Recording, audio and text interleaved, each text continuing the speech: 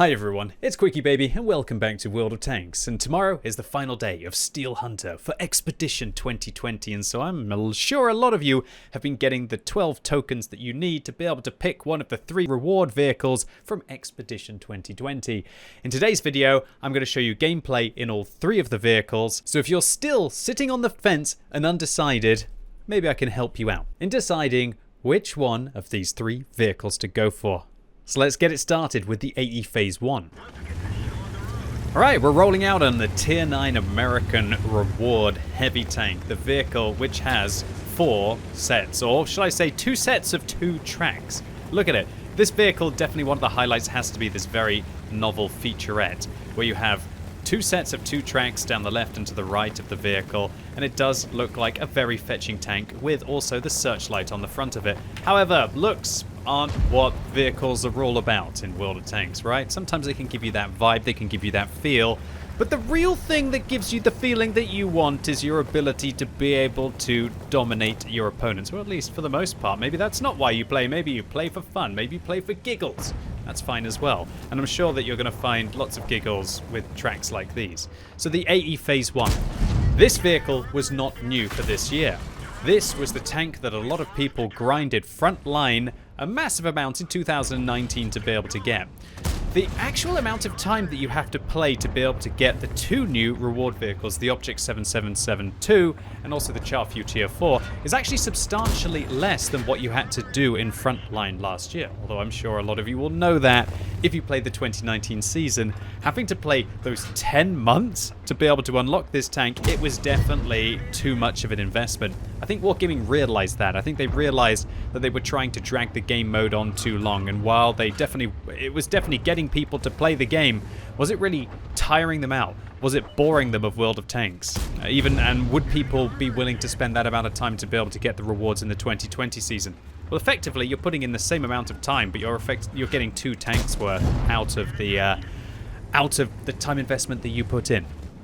So the AE Phase 1, what is it good for? Well, this tank has 10 degrees of gun depression, it has a very good turret, and it also has a decent enough 120mm gun with decent penetration and also really good heat rounds with 340mm. And so that allows you to start to pick apart your opponents on a ridgeline very well indeed. We can see that within the first 2 minutes of this battle, we're up to 2,800 damage. And while it is a nice matchup, we're killing the Tier 9 heavy tank on the enemy team and hopefully harassing the Tier 9 heavily armored medium tank. And we've got another Tier 9 heavy tank there, so we don't feel so guilty being down the valley on this map. Now, if I didn't have such a good turret and it wasn't such a nice matchup, I would have probably gone into the town in a vehicle like this. But any vehicle with a decent turret can just be so incredibly dominant down the valley on the Lakeville map. So apart from your great turret armor and your 10 degrees of gun depression, what else is there to look forward to on the AE Phase 1? Well, if I'm honest, that's really about it. This tank is just a solid god tier tank for a ridgeline at Tier 9. All of the other aspects of the vehicle are fairly mediocre. Its hull armor has a really awful lower plate, 120mm thick. Its side armor is okay at 88, but the funny thing about the side armor on this tank is, do you see this big bulge that is actually down the side of the vehicle? Get good and actually show it. You see this bulge that comes out here, this kind of half cylinder, the sphere that we have around underneath the tank? That is actually quite an annoying area of the vehicle, because when you try to side scrape, then quite often the enemies will randomly find that they hit it, and the awkward thing about that is that then they don't even really need too much penetration to be able to go through. So you find with a vehicle like this that when you're side scraping, it's one of those kind of annoying tanks like the FV215B or even the Panzer 7. Although I'd say that it's a bit of a harder shot to hit against this one than it is against those 2 tanks, where it literally is kind of like this shoot me now triangle down the side of the top tier heavies. But the AE Phase 1, it just doesn't quite have the mobility to truly interest me. And I think that the main competition that this vehicle has is a tank that's being rewarded for the ranked game mode. Now I know ranked isn't for everyone, and that's something that I really want to draw upon inside this video when I'm making these recommendations. And for me personally, I would rather have the Concept 1B than the AE Phase 1. I think the fact that you're faster, significantly faster, able to go 10 kilometers an hour faster with a better power to weight ratio, with a better traverse speed, And you've also got APCR rounds as standard, which have really nice shell velocity. And while you do have to make sacrifices with regards to the turret armor and also the lower plate, it's really bad on the Concept 1B. I'm doing very well in that tank on a ridgeline, as you will have seen on the multiple videos that I've featured on the Concept 1B on this channel, and I'm sure that a lot of you are playing through or played through the second season of Ranked Battles and waiting for the third one to be able to get your hands on the tank. So all in all, the Concept 1B, if you're a player who has the ability to be able to get it in Ranked, definitely affects my personal enjoyment of the AE Phase 1. But here's the thing. Not everybody can play Ranked, and not everybody wants to have a fast heavy. Some people just want to have a solid heavy, and I can tell you the AE Phase 1 certainly is a solid heavy. The only thing that's doing damage to us this game, we've already blocked 1,900 damage, is just the constant harassment of the artillery. But I must actually say, well played to the Su-14-1. He's a bottom tier artillery, and he is doing his job well. He is harassing the top tier tank and stopping them from being able to make a breakthrough and holding me back. That's just what he needs to do. And if you can do that against vehicles that are 2 tiers higher than you, then you know you are having profound impact in World of Tanks. And he's shaved off half my hit points. Maybe he's doing it at 150 hit points at a time, but it's incredibly annoying to the point where you notice that I say, okay, I've lost half my hit points. Enough is enough. I'm not making progress here, and we can see that the eastern part of this map has also been lost. One thing I will like to highlight from my stream when I was playing this game live is that I was kind of raising my fist as I was running away. This is definitely a tactical retreat, and I was going, I'll get you, you filthy artillery, I'm gonna come back and I'm gonna get you, but I'm just gonna have to drive about 800 meters around, take the detour and not take the straight, the direct route to be able to get the self-propelled gun. Oh, this is a really bad moment. If the 430 had hit me there, I would have been reduced to about 300, 330 hit points. It would have been an absolute disaster, because then I would have been a one-shot for a wide variety of other tanks. And there's a big difference between being on 700 hit points, where you can take a hit, and being on 300 hit points, where you can no longer take a hit and take that risk and be able to get the second shot in. Nevertheless, I feel confident in the AE Phase 1 that we're going to be able to get into position here and start to harass. Alright, so let's talk about the gun handling on this tank. And that is because it's a little bit worse than the AE Phase 1. Definitely not my finest marksmanship there against the Char Futur 4. I should have probably been able to hit that one, but he was doing a good job of going backwards and forwards, and I really hate shooting through bushes as well. It kind of clouds my judgment, clouds my perception. It's definitely something I've probably got to work on in World of Tanks. This shot, however, I guess we made the adjustment, and the Char Futur 4 is getting shut down, and that's the tank that we're going to be playing next in this video as well. And you can see, by coming back and just getting these couple of shots off, stopping the Char Futur from spotting, putting some pressure on the Su-100M1, and you see that I'm trying to wiggle the mouse there to try and find an outline of the tank destroyer. If you didn't know, all you need to do is to have a tiny little outline on the enemy tank to be able to see where they are behind the trees, where they are behind the bushes, and that can allow you to then be able to perceive where you need to either give lead, or you can see the edge of the rock to be able to figure out why exactly you can't find the target if you're unable to see them behind bushes. However, we weren't able to quite manage to catch the TD there, but now I'm going to drop back, and I know that there'll be a Super Hellcat who will probably not be able to spot us through this bush until we fire, shutting down another tank. And it's about this, it's about not willing to be static in a tank like this, but it definitely doesn't have the mobility and doesn't have it's not dynamic enough to be able to make large sweeping plays. With a vehicle like this, it truly is a tank that usually has one direction of approach. It's going to make its way towards the opponents and hopefully dominate them on a ridgeline and then move to the next one and move to the next one after that. It is quite a challenge to be able to relocate this vehicle, a bit like when you're playing in the T125, although it does feel just a little bit slower than that. Another thing that I really don't enjoy about this vehicle is the fact that it has 390 meters view range, which means that you're probably going to have to take coated optics on this tank unless you have an exceptionally skilled crew like I do for my T125 and you're willing to use a premium consumable. Whereas on the Concept 1B, I would thoroughly recommend, with its 400 meters view range instead of 390, you can get away with vents, a gun rammer, and vertical stabilizers on that tank. And you won't have to use the coated optics if you have a decent enough crew. And you'll still be able to spot your opponents on the ridge. So I've asked for my team 25-2 to be able to follow me, and the T-25-2 presses affirmative. Alright, bud, help me get these pesky artillery that were giving me lots and lots of frustration down the valley early on. It is obviously I guess it's in a way a little bit of a dodgy decision to go down the valley if there are 2 artillery on the enemy team, but considering the result where we get rid of the IS-32, we put some pressure on the T-54E1 and the Object 430, I can't really complain too much about that. So, pesky Progetto, you actually got a really good shot into the side of my tank. That's an absolute disaster for me here to lose those hit points. I might have needed them to be able to progress, and we can see right on the side there that the shell, where the shell went in, right there. So I was over-angling my armor, so be careful of that. Now, in this situation, I don't want to be too aggressive. We've got some vehicles towards the southeast, and we've got artillery advantage. And if I get caught out by that Progetto, he's now got me to a position where he can actually kill me in 3 shells. Or alternatively, the Scorpion G's now a 50-50 to be able to kill me as well. And the artillery isn't done yet. The artillery trying to splash me in my last known position. Big shout out to you. What is your name? Legomig. And also to Tudo on the enemy team, but it's Legomig who's mostly been shooting me.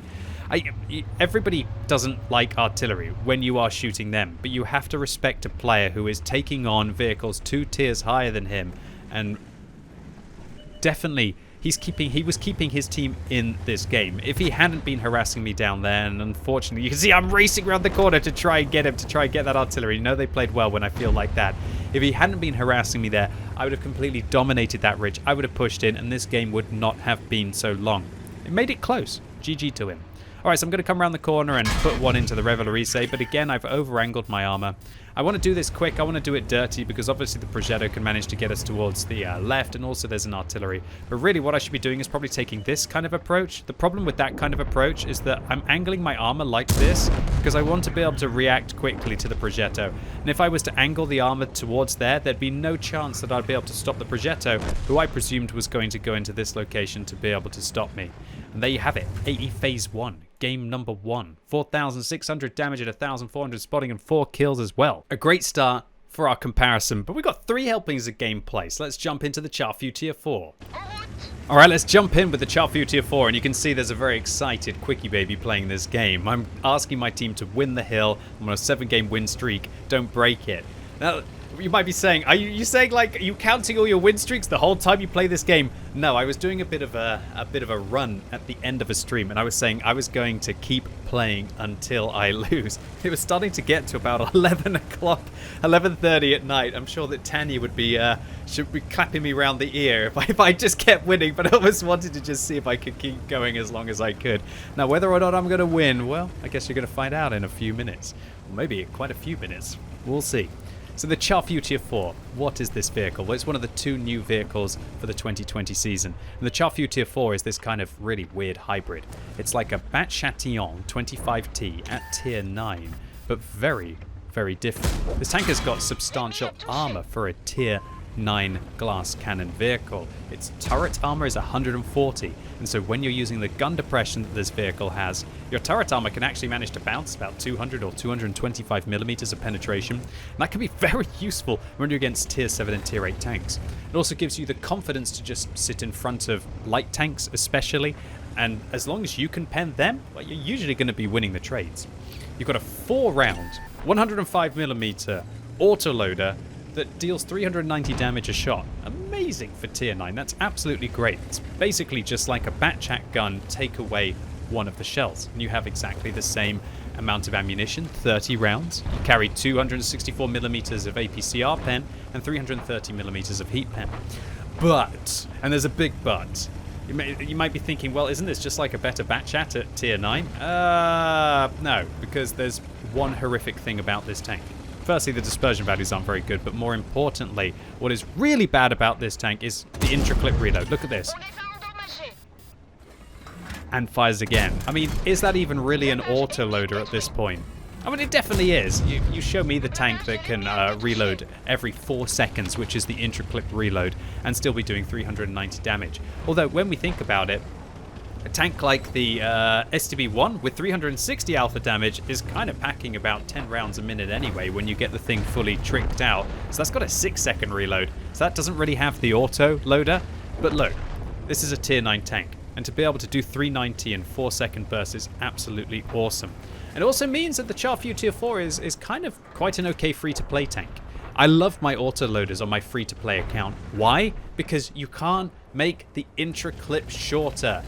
This isn't me trying to give wargaming ideas, okay? Crew skills, premium consumables, bond vents, bond rammer, all of this kind of stuff. Obviously you can't use a rammer on any of the autoloaders in the game now that you can't use them on the Italian vehicles.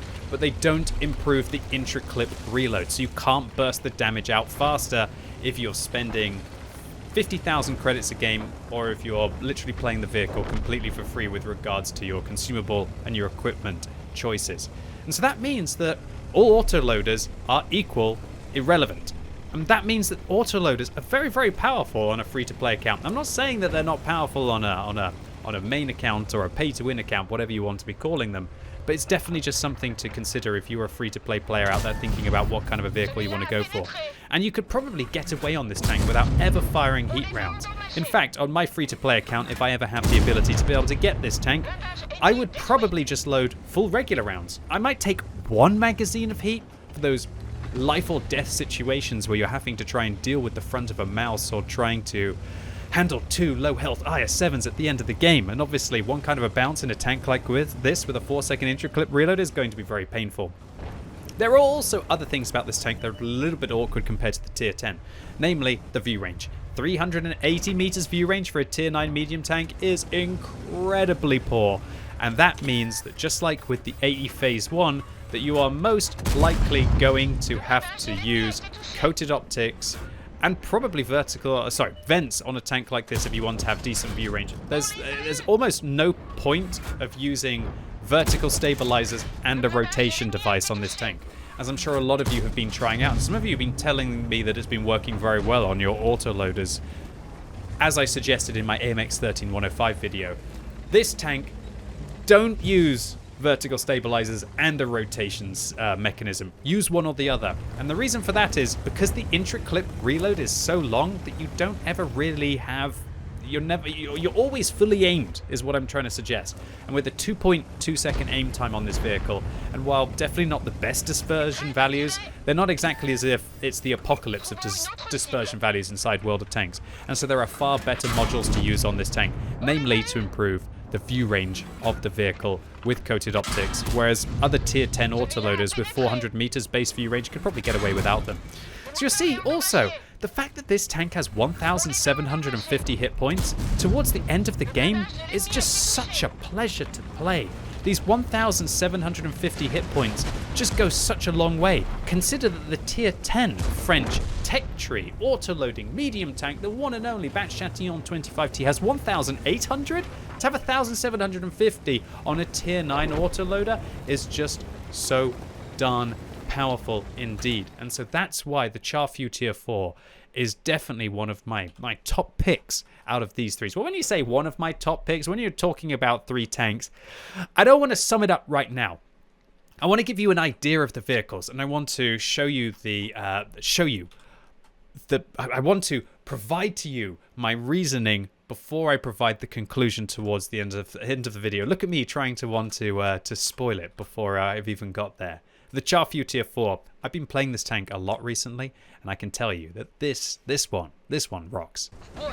And finally, it is the Object 777 version 2. And you can see that I am playing on my Plays for Free account, and that's because I decided to pick this one for my Plays for Free account after grinding Steel Hunter for this season. So you might be thinking, well, is that the conclusion? Is this the one that we should get because that's the one you chose out of all of the others?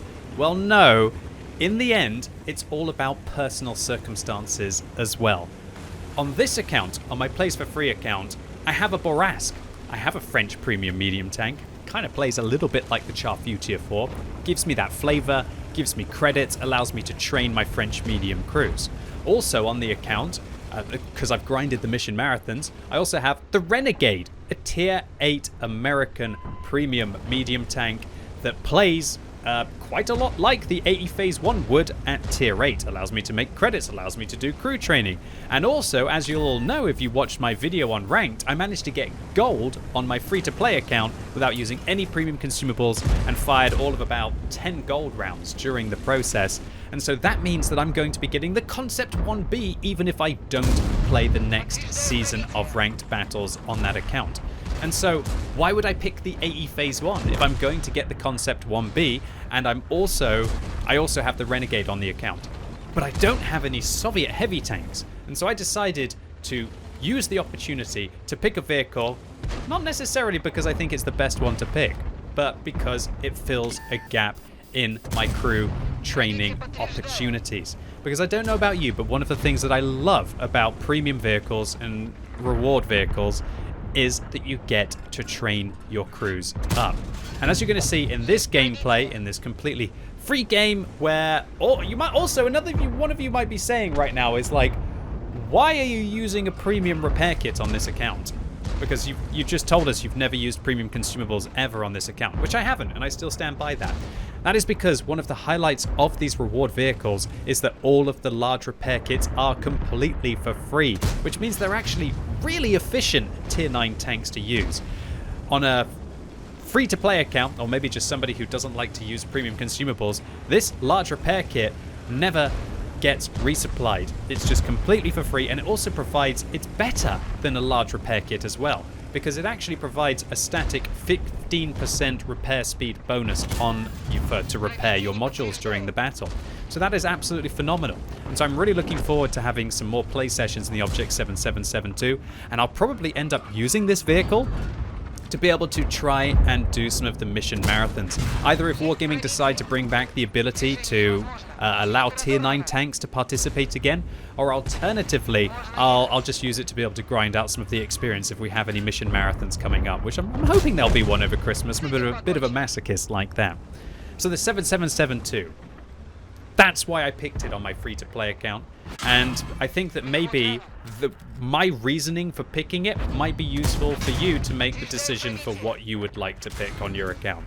So this battle was going oh so well, right up until it wasn't, until we took 2 gold rounds from the M46 pattern, and yeah, 152mm shell entering our tank from the ISU-152. That was like the 3 seconds of the battle where I lost focus, the 3 seconds of the battle where I didn't side scrape. And did you see what just happened to the lower plate of this tank? Yeah, it was pretty ugly. Our lower plate got turned into Swiss cheese, and pretty horrible Swiss cheese at that. Now we've only got 293 hit points left. So let me talk about this vehicle. It has 6 degrees of gun depression. It's incredibly low profile. If you can hide the lower plate and you don't over-angle the side, it is an absolute cockroach of a tank. This thing would survive the apocalypse. It's like this tank that if you manage to hide that lower plate and use the 6 degrees of gun depression and get it into a bit of a nook or an undulation in the terrain. And as you know, a lot of the maps in World of Tanks feel as if they're designed for Soviet tanks with 5 degrees of gun depression, let alone 6 degrees of gun depression. Then that means that this tank will just go on. I've been consistently blocking insane amounts of damage in this tank, so much so that I guess I should be getting pretty close to doing some of the missions. So maybe I can get myself the Excalibur on this tank, or even try to push my way towards getting the T55A on the account, I should say, not on this tank. So the 7772, it's just the apocalypse vehicle. It gets into a position, it just survives. It's everything else about the tank is pretty poor, apart from the mobility. The mobility is good. It's able to go at 40 forwards with a decent enough power to weight ratio, and its traverse speeds are fairly okay as well. And its gun, yeah, it can work. It can work. You know, Soviet vehicles. That's what they do, right? You end up basically just rolling the dice every time you fire, but they've just got this raw power to them. They've got this raw power of alpha damage. They've got this raw power of penetration. And if you can just roll enough 6s, as we did in those last couple of shots, then you're going to be shutting down the vehicles on the enemy team that gave you such a hard run early on in the battle. So the 7772, again, has pretty poor view range. All of these vehicles, for some reason, Wargaming have given them a very poor view range. I don't understand why that is the case, with 380 on the 7772. but it is a solid tank. It's a low profile tank. I mean, just look at it here, like this absolute Soviet pancake compared to, for example, the E50. No wonder you can't hide this tank. You can't hide this tank at all. You can hide it behind a mountain. This one, like, it's just so low profile, and that is such a tremendous advantage in World of Tanks. And as long as you aren't reversing your vehicle up and exposing the top of the vehicle, yeah, this is a solid tank that will enable you to survive and certainly grind down your opponents. So now that you know everything about the three vehicles, what their strengths are, what their weaknesses are, and how they stack up compared to some of their competition, let me try and conclude. The AE Phase 1. I personally find this tank to be inferior for my playstyle to a Concept 1B. And so if you have the ability to be able to get that, and you have to choose between the AE Phase 1 and one of the other two vehicles, I would probably choose the other tank. However, the AE Phase 1 is still a very solid vehicle, and I think this is a very friendly vehicle for any player to play. As long as you hide your lower plate and you get this thing on a ridgeline, it is incredibly solid, and you can't go wrong with the AE Phase 1. I'd say this is probably the most friendly vehicle to play out of the three, that probably needs the least knowledge of locations, and I think the mechanics of the vehicle are fairly straightforward as well. You really can't go wrong with the AE Phase 1. And also, another thing that should be said is that consider that the AE Phase 1 was available in 2019 and Wargaming have made it available in 2020. Who's to say that this vehicle might not be available in 2021, but to all intents and purposes, the Char Futur 4 and the 7772, as they were available for the first time, maybe they'll be available next year. So if you, for example, want to try and eventually catch them all, and you can only pick one of the three vehicles, then maybe you want to go for the AE Phase 1, as maybe it'll be retired, or alternatively, it could always come back inside the Bond shop afterwards. Next up, let's talk about the Char Futur 4. I played 67 games in this tank, and I'm winning 69% of my games. Nice. That's quite similar to how I played my Skoda T50, for example, where I'm winning 70% of my games of the 175 that I've played in that vehicle.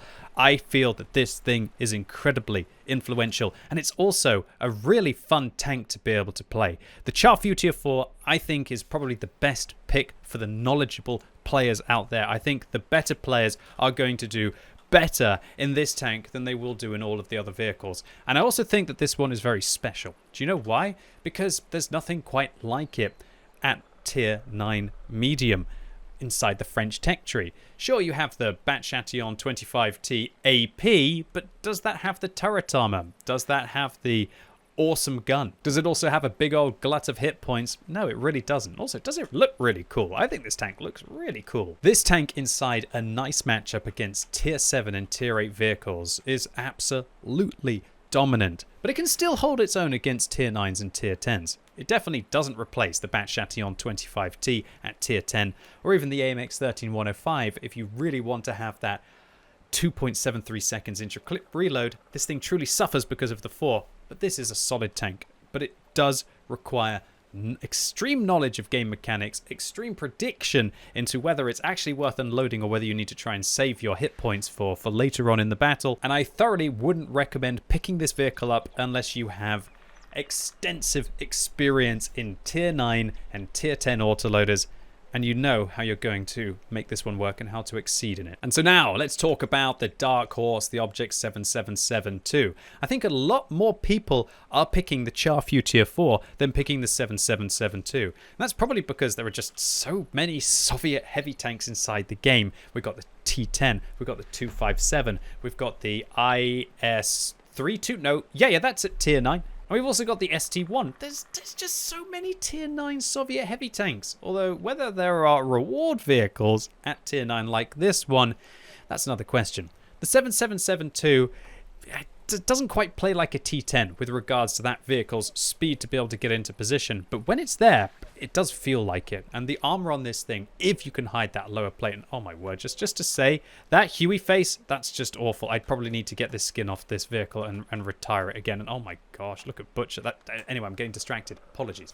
So the 7772, if you can hide this thing's lower plate, whoa, it's an absolute cockroach to be able to get out. But if you go and take a look at my full tank review on this vehicle, you'll see that the statistics of the vehicle just don't quite seem to be what you would want them to be for the vehicle to be outrageously impactful. There are quite a few other Tier 9 Soviet heavy tanks that have way better statistics than this, and just the fact that it's got arguably the best armor of the bunch, does it really make up for the fact that it is severely lacking in some areas? I'm not so sure. When I played this vehicle, I'm still being influential. I've played 31 games and I've won 65% of my first 31 games.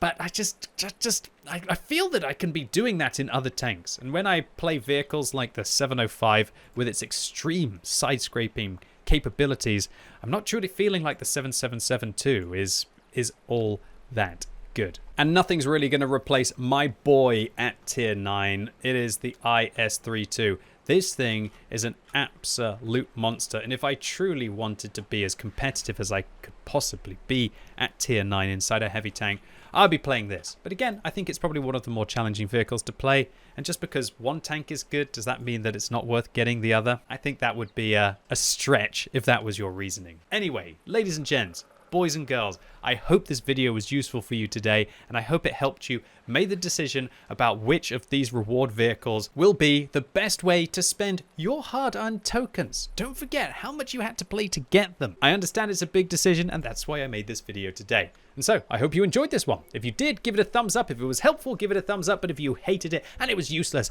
give it a thumbs down. And let me know in the comments which of the reward vehicles you would pick if you could only pick one. And if you want to give me any kind of your reasoning for your specific account, let me know. And as always, thank you so much for watching. You've been epic, and hopefully I'll see you soon.